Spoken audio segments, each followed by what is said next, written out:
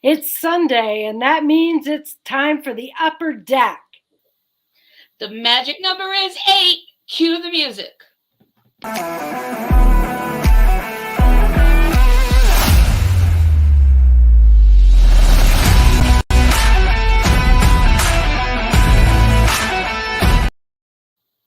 Welcome. It's Sunday. We're happy to be here with you. The temperature here is finally a little bit warmed up. It's about as warm as the hot stove. What do you think?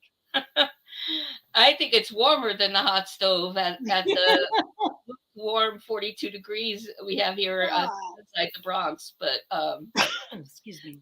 Yeah, but it sure beats the 6 degrees with the wind chill of minus. I know. For a few days. But well, that's how I feel about Yankee news right now. It's just like a cold desert. There's not much happening. There are a few things worthy of mention, but of course, always plenty to talk about. Always, yep. So where do you want to jump off, Chris? Well, I thought we'd jump off with the sudden anti-Cashman sentiment that's flurrying around as a result of the Montas news. Sudden? Well, it must be really extra. I should say resurged or resurgence of it. But I'm highlighting sudden because it must be just that bad that it's worse than usual. Yeah, well, he's getting it because I can't believe my phone rang while I'm on the air. Sorry about that. There was a sudden resurgence this week because it has been reported that Montas may need surgery after all. I think that they were hoping conservative measures would, prevail. That apparently is not going to be the case. Yeah, and shocker. Haven't. I mean, I think we all saw that coming. Yeah. So, and what was Chris? Was there any comment about what that would possibly mean for the season? Well, yeah. I mean, there's a couple things that could happen. It means Germán, Schmidt, who else? Some are going to get an opportunity for that fifth spot, or that they may still be out there looking for a starting pitcher. Right. Yeah. And would that be this mysterious, elusive, big thing still coming? Maybe it was a pitcher that they were holding off on, seeing what happens with Montas. But right. But who knows? As always, it's speculation land when we're talking about Cashman. And hey, Brad. Hey, Lori. Good to see you. Hey, Brad and Lori. Rational Yankees fan had this to say: seeing a lot of Cashman hate regarding the Montas trade. And before I go on, the Montas trade was really a consolation prize for not getting Luis Castillo. So anyway. Right. Unless you can bring receipts from when the trade happened showing you were against it at the time, you are a hypocrite. We all wanted them to get Montas. You just don't get to bash the GM now just because it didn't work out. I didn't want Montas. Who wanted Montas? Who even, really knew much about him, period. I mean, he certainly wasn't on my list. He was injured. Yeah. And so, caveat emptor. I know. You knew Hi, Lori. Yeah. Yeah, so that is, Cashman has been once again raked over the coals, and I think it's warranted because we all wanted Castillo. We didn't want Montas to begin with. So I'm not sure what rational Yankee fan is talking about there. Yeah, and I don't know if Cashman felt like, oh, okay, I got lucky with Bader. Booty Bader ended up being, beautiful. Booty Bader, right. Beautiful. And he thought he'd have, luck would strike twice. I don't know. Right. And so with you, Lori, like I just said, who? was my first it didn't pop into my head as someone that had even been spoken of as a possibility. No, we were all clamoring for Castillo at the time. And, of course, that's not what we got. We ended up with Montas, and I think we were all thinking that was the consolation prize. So Right. if we had to grade this off season, how would you grade it? Love to hear what our friends in the chat. Good morning, Elliot. Yeah. Hi, Elliot. Yeah. I mean, that was a question I saw various places. If you had to grade it, I mean, I'd give it a B because the team did improve with the addition of Rodon.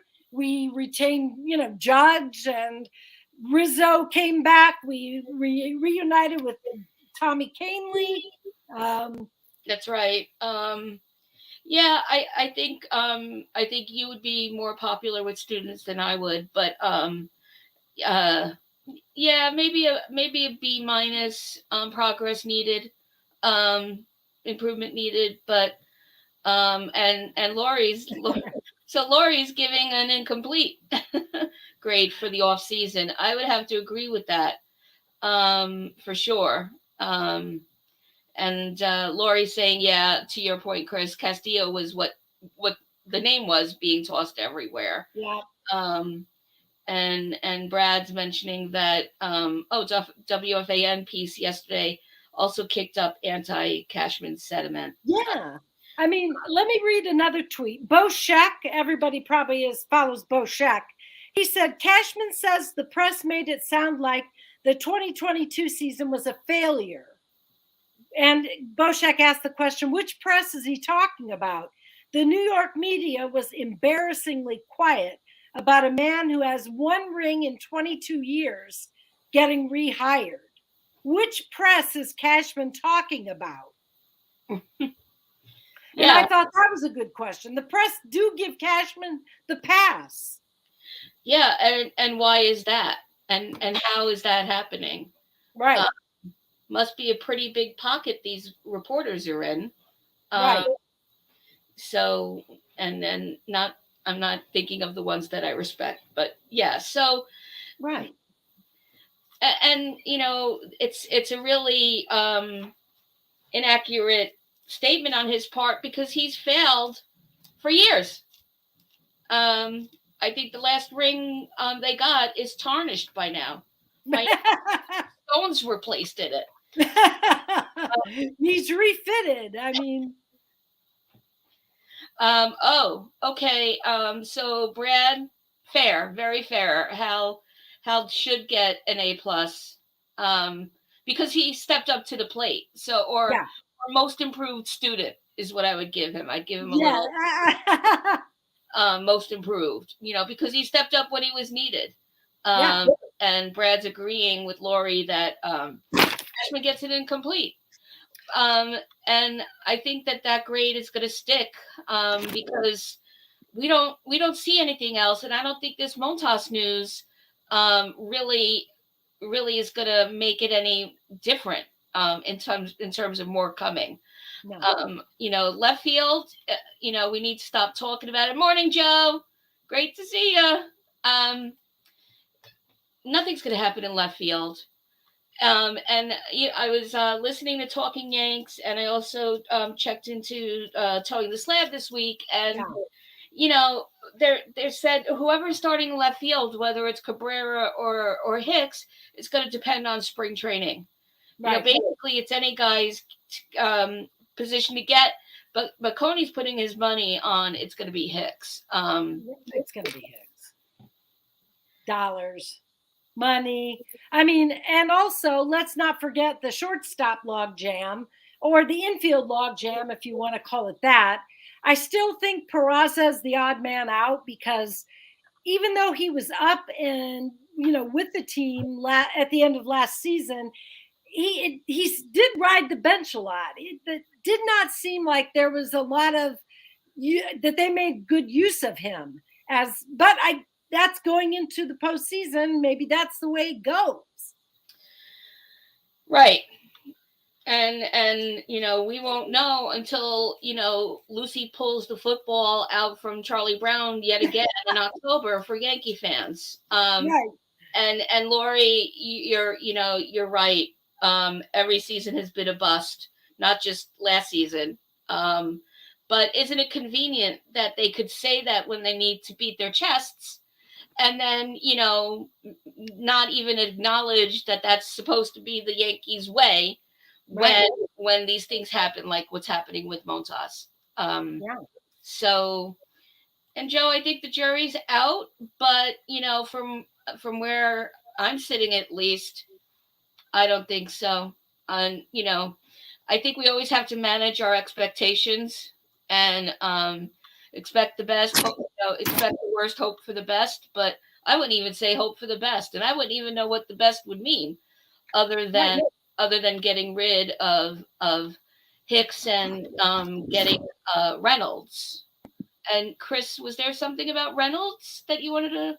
Oh yeah. Of, An interesting tweet came across today about Reynolds, and I thought this was pretty wild. The King source, he says he's the King source, all things, and I can't get his profile to come up, but he said, I have reason to believe the MLB itself is blocking the Brian Reynolds trade. Remember, they have to approve all player trades. I have been told this morning, and this was just a few minutes ago, I've been told this morning MLB itself is refusing to approve the Pirates Yankees trade agreements. Happens more than you think league wide. What do you think? Do you think that the league is prohibiting the Yankees and the Pirates from making this trade? is that even a thing? Is I that don't know. in the collective bargaining agreements? Because wouldn't that cause if Brian Reynolds wanted to get over to the Yankees, and MLB says no, you can't, we won't allow it, doesn't that go to some sort of arbitration by right? Right. So, well, if you want to follow up on this, I suggest picking up the thread. We won't spend a lot of time on it, but he does have some rationale why he thinks MLB does these illegal things. But I don't think that's the holdup. No. No, it's fun. It's a conspiratorial fun right. thing to chat about and wonder about, but we have no evidence of it, and that we're aware of in the past, even. So, right. But Joe is saying that this happened with Charlie Finley many years ago. Well, okay. Yeah, and the King says that it happened with Juan Soto, and I don't know enough about the Juan Soto trade.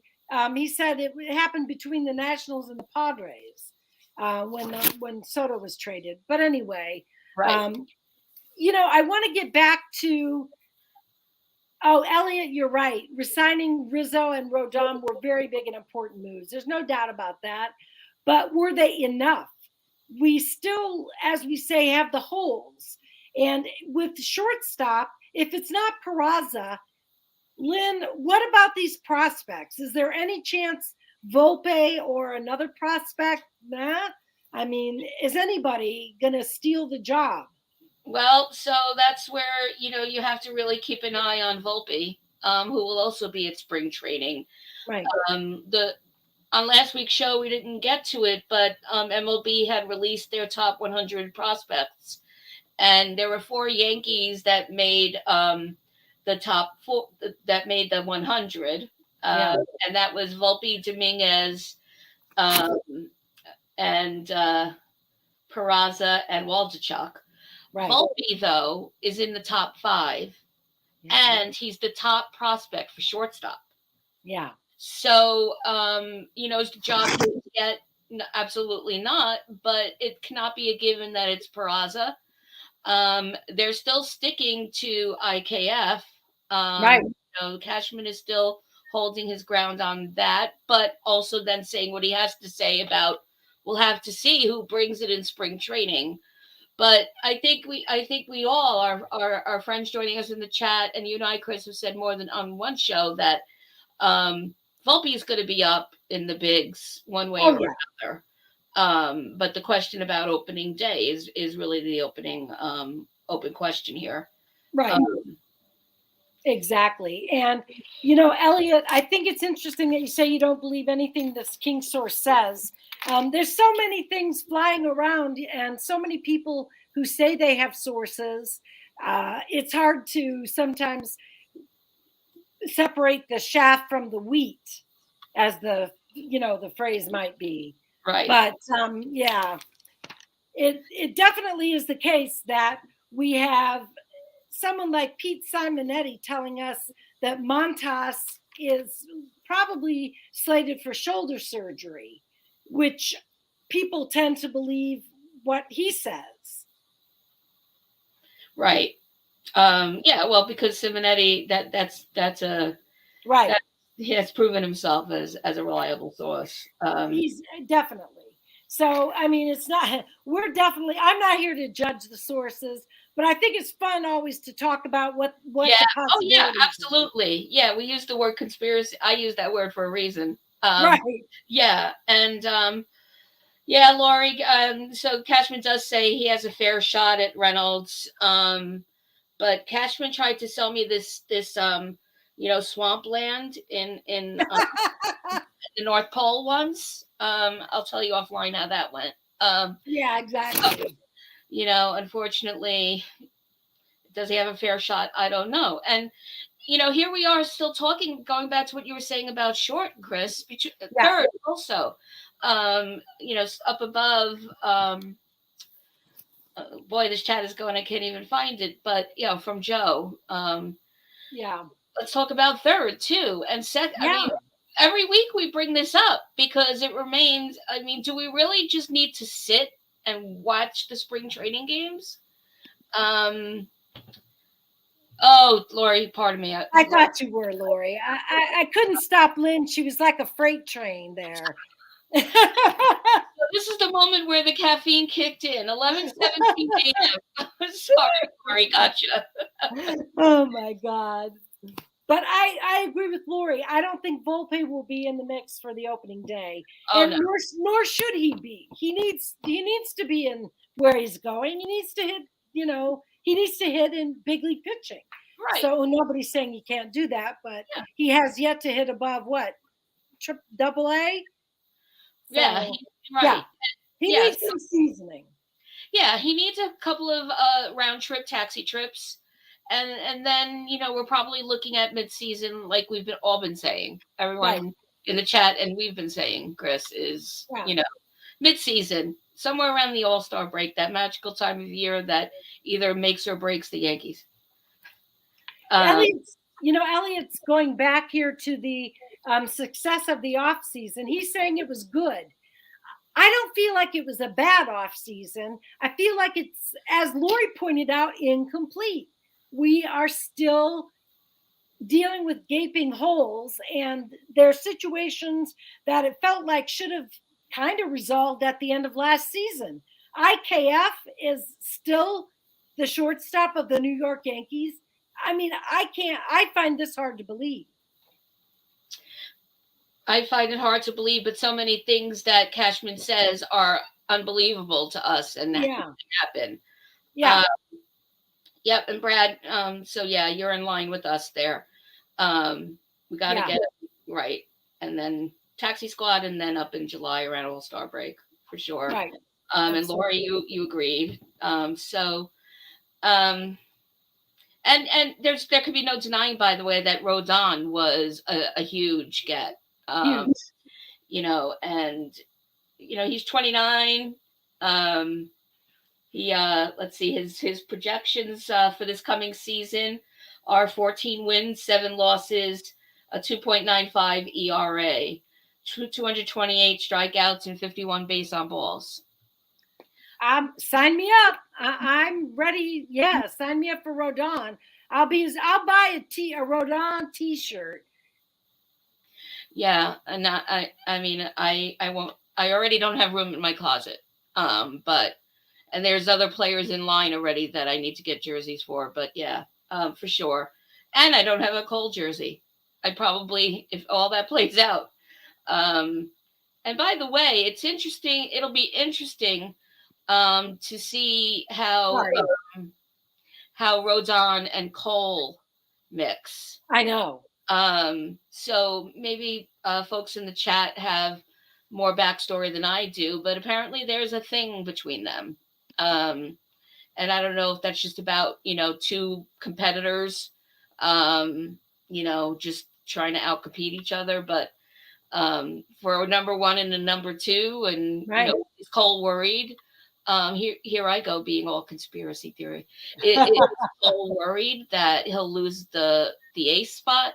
It'll be interesting to see what happens there between them. And 100%. Oh, did I just hide the comment you put up that I meant to also put up? Yeah, I mean, I'm with Brad, and if Rodon actually is, I mean, I can't wait to see him be successful in pinstripes. I'll hop on the bandwagon right away. Yep. And I don't know if we brought Lori's comment up yet. Whoop. Chris and I are dueling. Yes. So comments. Oh, that's okay because it's related to Chris's. So I mean, to Lori's. Yeah. It gives me agita, Lori. There's not enough Tums in the world. Right. But and Cone said this on either Towing the Slab or when he was guesting on Talking Rivals. I mean, Talking Yanks, that everybody has redemption in them, and that on paper, Hicks, 2018 Hicks could still be in there somewhere. And now that he has some fierce competition, probably the fiercest he's had in a long time, maybe he will, no pun intended, step to the plate. But again, it's all going to play out. Right. Hicks is an enigma. He appears to have the athleticism and the ability, but he doesn't produce like his contract would give you, the impression that he would. Certainly that's been a disappointment. It's got to be a disappointment also for Cashman to be stuck with Hicks, and you can't move him. It's like Donaldson. You're not going to move a veteran with that kind of contract. It doesn't seem. How? Right. And so I'm gonna go make a far left here. Yeah. So with the possibility, because of Montas, with Schmidt being brought into the rotation, what's the impact? What's the added impact here with the trade that happened this week with Chad Green, who's now with the Jays? Right. I'd love to know what our friends say about losing Greeny to the Jays. Yeah. And having him in the bullpen, putting the injuries aside, injuries, yeah, he's still been hovering around a 3.1 ERA. So are we concerned about losing Greeny, especially if we see Schmidt more and more in the rotation with the depth of our bullpen? Yeah. I'm like president of the Chad Green fan club. I love Greeny. Unfortunately, he did have a tendency to let us down in some big situations. Yes. However, for the most part, he was a solid middle guy that really, helped to stretch out some innings there. I miss him. I don't want to face him, but the Yankees certainly aren't afraid of him. No, he's not fearsome. No. And he won't even be, I think it's mid-season or even beyond before he'll even be, out pitching or even considering such a thing. So, yeah, I'm not too concerned about losing Green. And neither is, so Elliot isn't, and neither is Lori. And so Lori's saying that our pen is solid, and bullpen arms are easier to pick up, which is an excellent point. Right. And also, hey, the Yankees know Green's ways. So fate so that's a really good point thing to consider too. Brad, other Yeah. than talking about earlier in the chat about he needed a He whole did. Atlanta for talking about IKF Glaber and Hicks and Donaldson. Yeah, he absolutely did. Green went from fire extinguisher to fire starter. Absolutely. Absolutely. Yeah, and just not a forever Yankee, as Elliot said. Yeah. So I just thought that was something that we thought was just a quick question to pop out there. Yeah, I want to, before we leave, I want to give you a chance to mention the women in baseball, and I know you had some other topics you wanted to throw out there.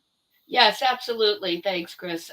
So we know that Rachel I always say her name wrong, Bolkovec, Yeah. is starting her second season as manager down in the Tampa Miners, and so I have to laugh. Chris is laughing for a reason. Go ahead, Chris. Lynn was afraid she'd mispronounce tarpons, so I won't even go into it, but it's hilarious. I think our friends are smart, and I'm referring to a consonant. So anyway, that's what I was afraid of. So we do have that. So 2 seasons in a row there for her, and I also wanted to do a quick highlight on again, like we've been saying, ramping up for Women's History Month in March. And combining it with this month, which is Black History Month, I want to highlight a player in the history of women in baseball, and her name is Mamie Johnson. Mamie was a player in the Indianapolis Clowns. Let the jokes commence. From 1953 to 55. And Shohei Ohtani has nothing on Mamie Johnson, because Mamie Johnson was also a two-way player. And she did it before Ohtani was even, in the gene pool of when he would be born. So exactly. So women did that first, and it was a Black woman who did it first, and in the Negro Leagues. And her nickname was Peanut, Mamie Peanut Johnson, because she was all of 5'0". But pity the male player who made that remark, and there was one that did, and he had to eat his words after she pitched to him, because he said, what is this one going to do to me at 5'3"? And she struck him out, and he had to eat humble pie. So there's a whole biography on Mamie Johnson on MLB.com. And I also want to make a plug for MLB.com also has a series called Undeniable, the stories from the Negro Leagues. I'm going to put the link to it in the chat, because the first episode is of this month is about Mamie Johnson and 2 other women in the Negro Leagues that made history. So I'm going to put that in the chat so that everyone can take a look. I recommend it. It's a 3-minute history lesson that's really quite remarkable.